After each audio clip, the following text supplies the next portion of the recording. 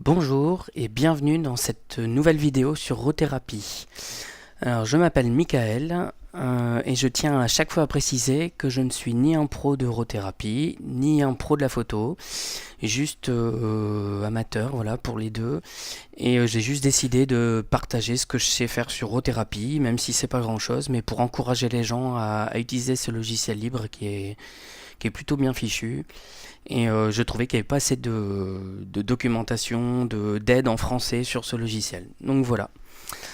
J'attaque tout de suite. Alors la petite vidéo que je vais vous faire aujourd'hui, alors petite, je m'avance encore une fois. La vidéo que je vais vous faire aujourd'hui va utiliser la version 5.3 d'Eurothérapie que vous pouvez trouver sur le site officiel et qui est sorti fin septembre, le 30 septembre exactement. Donc vous allez sur eurothérapie.com et vous avez la page d'accueil qui vous amène ici, qui est celle-là.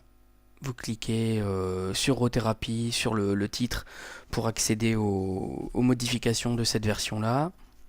Et sinon, vous allez dans les téléchargements, ça vous ouvre cette page-là. Donc c'est du classique, il n'y a rien de compliqué. Vous cliquez sur la petite flèche verte et vous vérifiez, attention, pour macOS ou pour Windows. Et vous téléchargez la version qui va bien, vous dézippez, vous installez et c'est parti. C'est pas très compliqué. Alors cette version-là, contrairement à ce qu'on avait pu espérer, il y avait un post sur Google Plus qui disait que ça pourrait contenir les retouches locales. Donc les retouches locales, c'est la possibilité de faire des retouches localement. Hein, j'explique pas grand chose en disant ça. C'est-à-dire qu'en fait, on fait pas des retouches sur l'ensemble de l'image, mais juste sur une zone. Des fois, on a envie juste d'assombrir une zone ou de changer la balance des blancs juste sur une partie de l'image. Et voilà, des retouches locales, c'est ça. C'est quelque chose qui n'est pas encore présent dans Rothérapie et qui malheureusement n'a pas été intégré dans la version 5.3. Donc cette version, si vous la voulez quand même, il y a une version de développement qui existe et il faut chercher après la version Local Lab. Donc si vous tapez dans votre moteur de recherche Local Lab Rothérapie, vous n'aurez pas forcément les mêmes résultats que moi, puisque Google fait ça aux petits oignons pour chacun en fonction de vos goûts, de votre historique et tout ça, mais ça devrait quand même, vous devriez retrouver ces liens-là à peu près. Donc moi j'ai le lien sur Ropedia, donc qui est à jour depuis pas très longtemps, il me semble quand même, qui vous ramène sur la documentation officielle et il y a même une page en français qui vous explique qu'est-ce qu'ils ont fait pour les retouches locales dans Rothérapie et pourquoi vous n'aurez pas la même chose que dans Lightroom ou dans d'autres logiciels comme ça, c'est-à-dire pas de masque pour contrôler, mais des points de contrôle. Voilà, il l'explique dans ce premier paragraphe et après on vous montre comment l'utiliser. Voilà, donc ça c'était le premier résultat pour moi. Donc vous verrez Ropedia, rothérapie.com, Local Lab Controls. Et si vous tombez sur un lien discuss.pixels, donc ça c'est les forums où on retrouve pas mal de logiciels libres comme GIMP, comme je sais plus trop, mais il y en a plusieurs. Et là ici vous allez tomber sur cette discussion ici, donc ce site là. Vous allez tomber sur cette discussion Local Lab Build. Il y a plusieurs fils de discussion là-dessus. Hein. Vous allez quasiment tout à la fin. Donc j'utilisais le petit ici, le fil historique. Je sais pas trop comment ça s'appelle. Vous montez un tout petit peu, vous aurez un lien drive.google.com. Et donc là, vous aurez les versions Local Lab. Donc les retouches locales. Vous obtenez ça. Et alors, si des fois vous tombez sur cette version affichée comme ça, hein, vous le mettez en mode liste et vous voyez qu'il y a la New Local Lab ici qui était compilée aujourd'hui, ce matin. Il n'y aurait pas toujours des trucs aussi récents, mais voilà. Donc vous avez ces versions-là ici. Vous avez une version avec les transformés de Fourier, les par vaguelette ici qui est en cours de modif aussi. En tout cas celle que vous cherchez c'est New Local Lab ici en 5.3 donc qui est la dernière. Et là vous aurez accès aux retouches locales. Alors c'est encore en cours, c'est pour ça que c'est pas intégré à la version principale d'Eurothérapie. C'est des versions de développement donc faites attention, ça peut planter. Mais voilà, ça vous permet d'essayer en vous basant sur l'onglet que j'ai fermé tout à l'heure mais qui vous ramenez à la doc. Voilà. Donc vous pouvez le télécharger, ça s'installe comme une autre version, il n'y a pas de souci là-dessus. Voilà pour ça. Donc là, on va utiliser la version 5.3 générale d'Eurothérapie et on va parler de traitement du bruit. Alors, je n'ai pas des kilos de trucs à vous dire là-dessus, mais ce que j'ai compris, je vous le partage. C'est toujours l'idée de mes vidéos.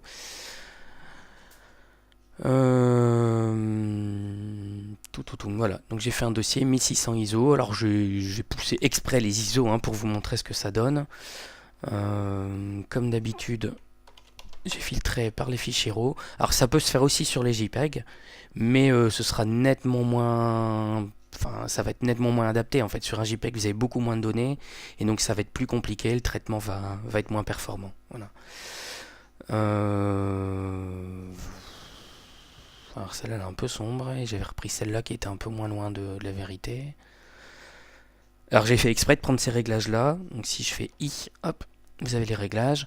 Donc c'est le kit de base, f8, 1/500 de seconde, ISO 1600 et à 55 mm. Alors on est d'accord que si j'avais vraiment voulu faire cette photo-là le mieux possible, j'aurais réduit ma vitesse et j'aurais pu descendre les ISO du coup. J'aurais pu ouvrir un peu moins aussi.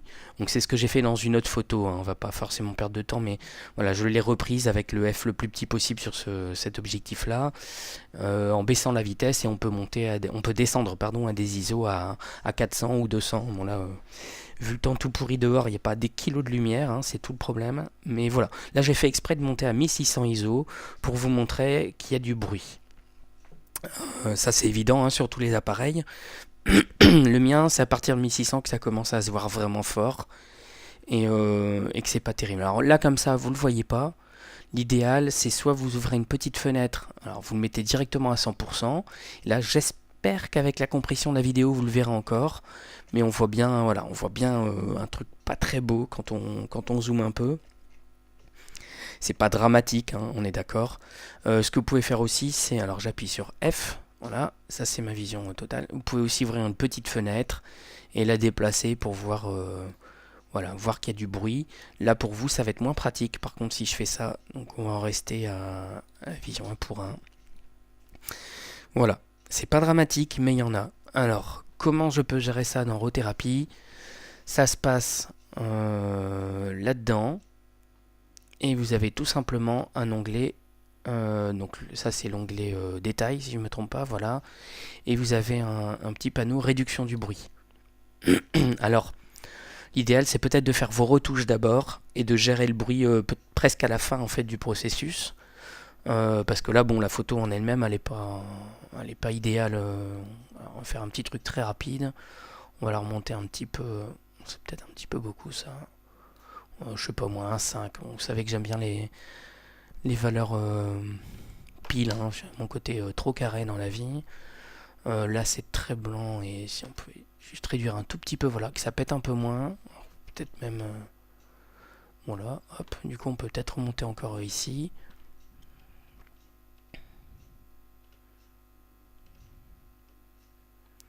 Bon, on peut même monter à 2. J'aurais tendance à réduire un tout petit peu ici. Alors, hop.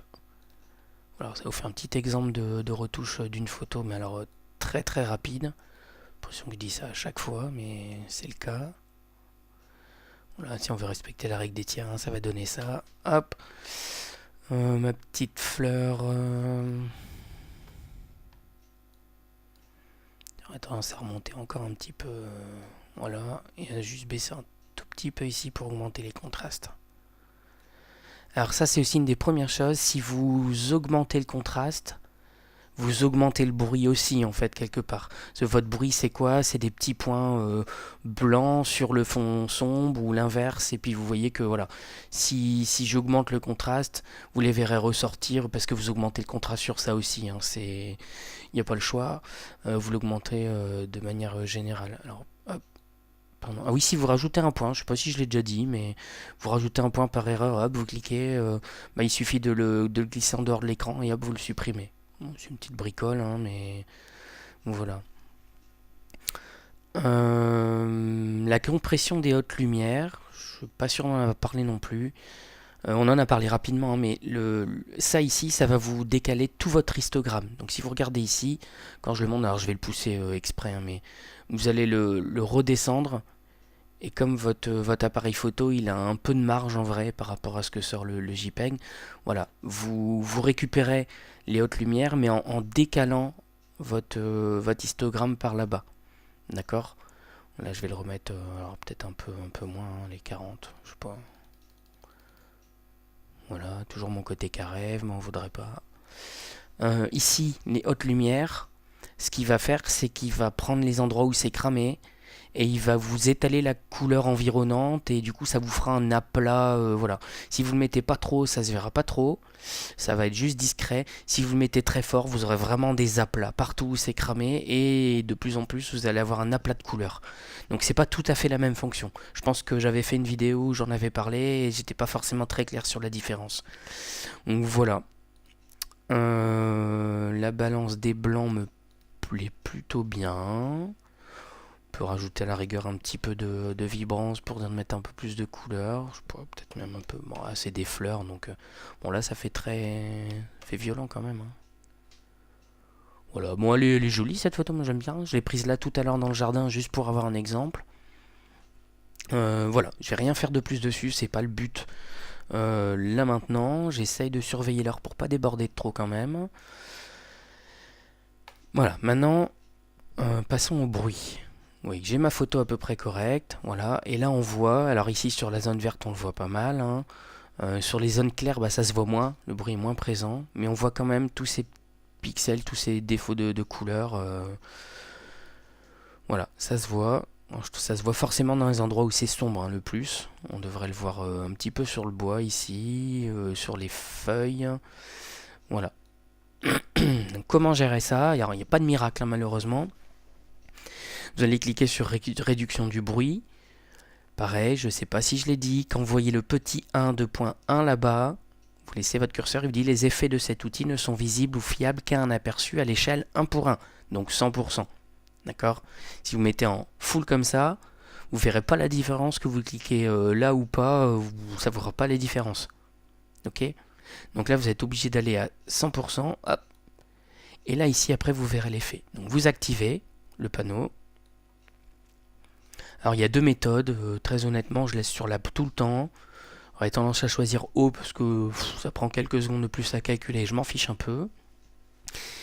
Et personnellement, je laisse sur curseur. C'est plus simple à gérer pour moi. Vous pouvez le passer en courbe et gérer un peu. Mais je trouve ça moins clair en fait. Donc comme j'ai pas l'impression d'avoir des méga photos de la mort qui tue, qui valent le coup de faire des retouches hyper précises, enfin je pense pas. J'ai tendance à pas trop me prendre la tête sur mes photos. Je vais laisser curseur. Très simple à comprendre. Le bruit de luminance, c'est vous faites abstraction de la couleur en fait. Vous allez juste voir le bruit, mais sans tenir compte de la couleur. D'accord? C'est un peu comme si on prenait ici, hop, qu'on le mettait sur noir et blanc. Et là, vous voyez le bruit, c'est ça ici. C'est grossier, hein, mais voilà, ça ressemble un peu à ça. Le bruit de chrominance, c'est le bruit de couleur. Alors, faut zoomer fort pour le voir. On voit pas tant que ça, hein, sur cette photo-là, je trouve. Mais le bruit de chrominance, c'est les petits ratés de couleurs. Vous voyez, il y a des débordements rouge, bleu, un petit peu de vert. Voilà, les couleurs qui sont plus, qui se superposent pas tout à fait, j'aurais tendance à dire. Voilà, ça, ce serait le bruit de chrominance. Voilà. Donc, je vais retourner dans réduction du bruit. Ici, je vais laisser qualité haut. Et après, ben, vous montez et vous regardez ce qui est acceptable pour vous. Alors, faites pas le barbare, hein, vous mettez à voilà, paf, ah, vous avez plus de bruit, hein, enfin, ou presque plus. Mais votre image, elle est complètement lisse. Vous le verrez pas forcément ici dans Rothérapie, mais vous le sortez en JPEG, vous l'exportez, vous verrez votre image, elle est complètement plate. Si vous prenez des portraits, vous verrez vraiment des choses, vous aurez l'impression d'avoir du plastique sur les visages. C'est pas beau, quoi, hein, faut pas y aller comme un barbare comme ça. Donc, vous revenez à 100%, hop. Donc, ça va vous lisser tous vos détails. Donc, faut pas le faire. J'ai tendance à mettre 20, 30, 40, pas beaucoup plus, hein. Vous voyez, regardez, juste ce truc là ici, le pétale, là on est à 40, donc c'est encore honnête. Si vous montez, voilà, vous montez, alors je force, hein. De toute façon c'est ce qu'il faut faire si vous voulez savoir ce que fait un curseur, vous forcez le trait et vous verrez tout de suite. Donc là vous voyez qu'on a perdu tout le détail qui était dans le pétale, la pétale, je sais pas. Donc voilà, faut pas y aller aussi fort que ça. Bien sûr, vous avez plus de bruit, mais c'est un peu extrême. Donc on repart toujours à 100%, on y est déjà, pardon. Donc vous prenez une zone, voilà, par exemple ici, vous voyez le bruit, et à vous à doser, vous partez. Vous voyez que là on voit bien le bruit, hein.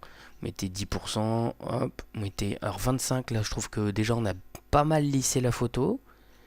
C'est plutôt bien, et on n'a pas l'air de... Voilà, on continue à voir un peu les détails ici.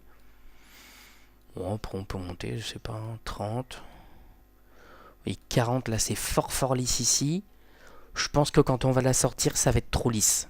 J'aurais tendance à pas passer plus que 40. Je pense que c'est plutôt pas mal. On était bien tout à l'heure à 30-35. Après, le bruit est pas dramatique, hein, dans une image. Faut pas... Voilà. Alors, à cette échelle-là, 50%, 100%. Voilà. C'est plutôt pas mal, hein. Vous voyez que si je désactive, hop, on voit pas mal la différence, hein. Je réactive. Et après, vous avez vu quand j'ai forcé le trait, les détails ici disparaissaient. Donc ce curseur-là, il vous permet de récupérer des détails. D'accord? Donc vous montez, pareil, et vous voulez voir si vous forcez le trait encore une fois. Hop! En fait, vous récupérez vos détails, hein, dans la fleur, peut-être même trop. Là, c'est vraiment violent. Et le problème, c'est que vous remettez du bruit dans votre image. Donc faut à vous voir jusqu'où vous voulez aller. J'ai tendance à le pousser peut-être un petit peu plus que l'autre, hein. Après, il essaie de pas remettre du bruit surtout, hein. Après, c'est une fleur, donc si c'est un peu lissé, c'est pas dramatique à mon sens. C'est un objectif très basique, donc c'est pas... Voilà, sinon j'aurais sorti l'objectif macro.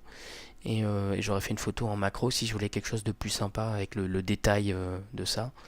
Là c'était pour la photo générale, c'était juste pour faire un test. Bon, 35, 40, je sais pas. C'est des valeurs que je mets assez habituellement en fait, hein. J'ai tendance à mettre 20-30 pour la luminance et le niveau de détail, 30, 40, 50, mais pas beaucoup plus parce que vous voyez qu'après ça a vraiment une drôle de tête. Voilà. Dans mon cas, moi, j'estime que j'ai pas forcément beaucoup de bruit de chrominance, hein. Donc je vous ai dit le bruit qui fait qu'on voit le jaune, vert, on voit les couleurs qui se séparent en fait, et ça fait des choses pas très belles. Donc je le laisse en automatique, il se débrouille très bien et moi ça me va. Après vous pouvez tout à fait le gérer en manuel, et puis voilà, il y a des curseurs, je les utilise jamais. Moi ça me suffit comme ça, c'est très bien comme ça.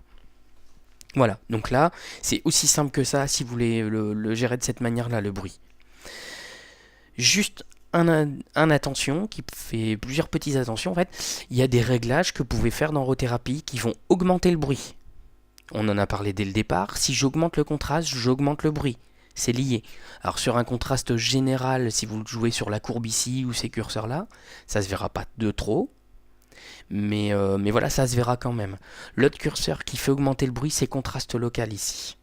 Parce que il augmente les points sombres, il les assombrit, les points clairs, il les éclaircit. C'est ça le contraste local, de manière très locale, pas dans toute l'image, chaque petite zone en fait. Et donc du coup, vous augmentez le bruit aussi, c'est inévitable. On va repasser à 100%. Non, on est déjà à 100%, pardon.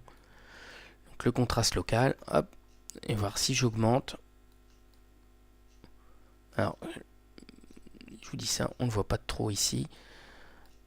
Mais vous voyez les petits points blancs ici, j'espère que ça se verra à la compression. On a ressorti ça très fort en fait, hein. Voilà. Et au plus vous baissez, au plus il s'atténue. Alors c'est pas hyper flagrant sur cet exemple-là. Je suis d'accord. Je me fais les dialogues à moi tout seul en fait, hein. Je suis d'accord avec quelque chose que je viens de dire, mais c'est pas grave. Voilà, en tout cas, le contraste local, j'aurais tendance à le laisser relativement bas quand je fais ce genre de manip là. Pareil avec la compression tonale. La compression tonale, vous allez... Alors, on y retourne. Voilà, la compression tonale, si vous l'activez... Tonale, pardon. Voilà. Vous avez une espèce d'effet HDR, hein, mais pareil, vous réaugmentez le bruit, c'est inévitable avec ces choses-là. On voit pas mal de points ici, alors qu'on l'avait relativement bien lissé. Donc évitez de l'utiliser trop si vous avez une image bruitée, ça va vraiment devenir pas très très beau. Donc il y a ça. Et dans les onglets ici de netteté, ben, il y a la netteté justement, hein. Au plus vous l'augmentez, au plus vous... Alors ici on ne voit pas, mais voilà, c'est toujours pareil. Faites des essais, hein, ça se voit pas forcément à la vidéo, voilà, c'est pas hyper évident. Mais si vous augmentez beaucoup, vous augmentez le bruit. C'est lié. Alors là ici, voilà, ce qui nous sauve un peu, c'est améliorer seulement les bords. Il détecte là où il y a des bords et il améliore que les bords et pas le reste, donc on le voit pas de trop. Voilà, c'est un peu ça en fait. Là, si je l'augmente, vous voyez, le bruit. Alors, je suis allé comme un barbare, on est d'accord, mais voilà, vous voyez, le bruit, on le voit partout et ça fait pas beau là, ça fait même artificiel en fait. Donc, vous baissez et surtout, vous faites améliorer les bords seulement. Améliorer seulement les bords dans ce sens-là, dans l'interface, et ça vous permet de limiter la casse.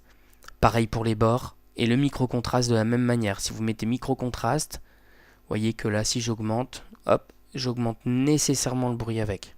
Voilà, c'est inévitable. Donc faut faire le choix. Soit vous gérez le bruit, soit vous voulez de la netteté, mais vous allez augmenter le bruit. C'est forcément lié. Si vous réduisez le bruit, vous réduisez la netteté, vous lissez en fait quelque part. Donc voilà. J'ai quasiment terminé. Alors oui, on a vu tout à l'heure, la gestion du bruit, on était déjà là. Voilà, le bruit de chrominance, c'est différent. Alors, ce bruit-là, je le connais pas. C'est un truc que j'utilise pas. J'avais lu à l'époque et c'est lié à une utilisation particulière d'appareil, de souvenir. Mais voilà, je l'utilise pas. Et le bruit de chrominance, c'est différent encore de ce qu'on peut trouver dans l'onglet ici de transformation. Vous allez voir comment ça s'appelle? Les aberrations chromatiques. C'est différent encore, il y a le bruit, les aberrations. Les aberrations, vous allez voir des franges en fait. Limite là un petit peu, hein, avec la frange bleue qu'on voit. Mais il y a des fois où on voit nettement une frange... bon, pas sur cette photo là, je suis désolé, mais on voit une frange bleue, une frange rouge, et on voit vraiment les couleurs rouge, vert et bleu qui se séparent. Et ça vous fait des franges complètes, c'est pas beau. Et voilà, ça c'est l'aberration chromatique. Le bruit, vous le retrouvez partout en fait, c'est plus diffus, on va dire. Donc c'est quelque chose de différent. Ça m'amène à l'un des derniers trucs, c'est que dans cette version 5.3, l'un des gros apports, c'est que vous avez une partie profil de correction d'objectif qui est beaucoup mieux fournie qu'avant. Alors, par défaut, elle est sur aucun, effectivement. Alors, hop, voilà. Et voir si vous le faites auto-matched, il vous corrige. Donc, faut regarder, hein, vous allez voir plus sur la fleur si je le décoche. Hop. Et vous voyez qu'en fait, il vous fait les corrections de distorsion et de vignettage liées à votre objectif. Pour ça, il fait appel à une base de données. Donc tout n'est pas dedans. Il y a du monde quand même, hein, parce que vous voyez l'appareil photo. Voilà, hein, vous avez des marques, je connais même pas, les GoPro et du Canon avec ouais, 35 mm, il y a les 5D, bon 700D, il y en a, il y a du monde, hein. Donc c'est plutôt pas mal. Ça vous évite de galérer vous-même avec les corrections de géométrie que vous trouvez ici. Les corrections de... C'est pas celui-là que je voulais dire. De perspective. Voilà. Au lieu de jouer avec ces trucs-là, voilà. Là, vous avez une vraie correction par rapport à votre objectif. Et ils font ça à partir d'une base de données qui est alimentée de plus en plus. Donc, chaque version de Rothérapie devrait prendre de plus en plus en compte des appareils et des objectifs. Sur les objectifs, donc vous voyez que... Voilà, il y a des tas d'objectifs, il faut être assez précis, vous voyez qu'entre le 1855, le IS, IS2, le 3, le IS STM, voilà, c'est relativement précis. Donc il y a déjà pas mal de monde, c'est plutôt bien. Donc vous avez soit le auto-matched, et pour moi les résultats sont identiques à si vous le faites en correction manuelle, mais en prenant le bon appareil et le bon objectif. Ça vous permet de faire les corrections donc de distorsion et de vignettage. Voilà, je m'arrête là. Je pense que c'est plutôt pas mal. Ouais, on a déjà fait un bon moment là. Là pour moi, je la sortirai en JPEG, hein, hop, et puis c'est parti, le traitement habituel. Je vous remercie du coup pour tous ceux qui visionnent ces vidéos. Je suis assez étonné qu'il y ait autant de monde qui les voit parce que je veux dire, j'ai pas une chaîne qui attire du monde, il n'y a pas... Voilà, mais voilà, il y a une vidéo qui a plus de 800 vues. Je me dis que c'est que quelque part c'est utile ce que j'ai fait et que je me suis pas trop raté.